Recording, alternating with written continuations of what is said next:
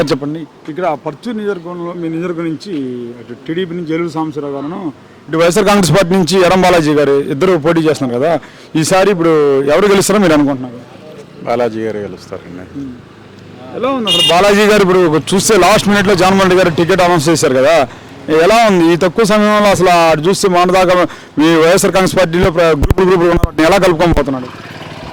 ఏంటంటే అండి, జగన్మోహన్ రెడ్డి చేసిన పథకాలే నేను అది చివరిలో వచ్చినా కూడా ఇతనికి మంచి స్పందన ఇచ్చింది బాలాజీ గారికి. పోతే నామినేషన్ రోజు నుంచి మనం చూసుకుంటే ఇప్పటి వరకు కూడా ఏ ఊరు వెళ్ళినా కూడా ఎస్సీ ఎస్టీలు కానీ బీసీలు కానీ పథకాలు మైనారిటీస్ కానీ సంక్షేమ పథకాలు ప్రతి ఇంటికి అందటం వల్ల ఏంటంటే అతనికి బాలాజీ గారికి అది ప్లస్ అయింది.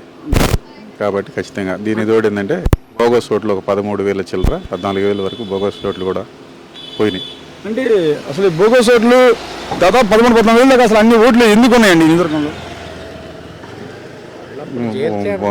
ఈ బోగస్ ఓట్లు అక్కడ తెలంగాణలో ఉండే వాళ్ళకి ఇక్కడ ఉండే వాళ్ళకి 2 ఓట్లు అక్కడ ఒకటి ఇక్కడ ఒకటి ఉండటం, ఇవన్నీ ఎవరు ఇంతవరకు దాని మీద దృష్టి పెట్టలేదు ఇంతవరకు.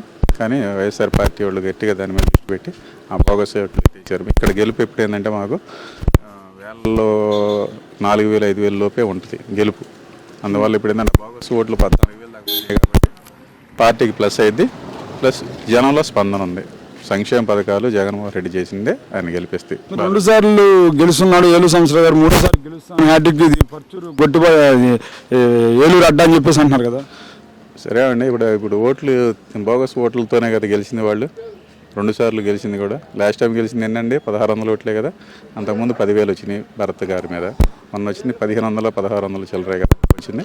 ఇప్పుడు ఆ బోగస్ ఓట్లు అనేవి పోతే ఖచ్చితంగా గెలిపోతే బాలాజీ గారిదే, హ్యాట్రిక్ పోతే ఉండదు. మరి అటు చూస్తే ఎన్డీఏ ప్రభుత్వం ఒక కూటమి వస్తున్నారు, జగన్మోహన్ రెడ్డి గారు ఒంటరిగా వెళ్తున్నారు కదా, కూటమి ప్రభుత్వం ఏర్పాటు చేసి అనుకుంటున్నారా, మళ్ళీ జగన్ గారు ప్రభుత్వం ఏర్పాటు చేస్తున్నారు? ఈసారి పోతే కూటమికి అవకాశాలు లేవండి.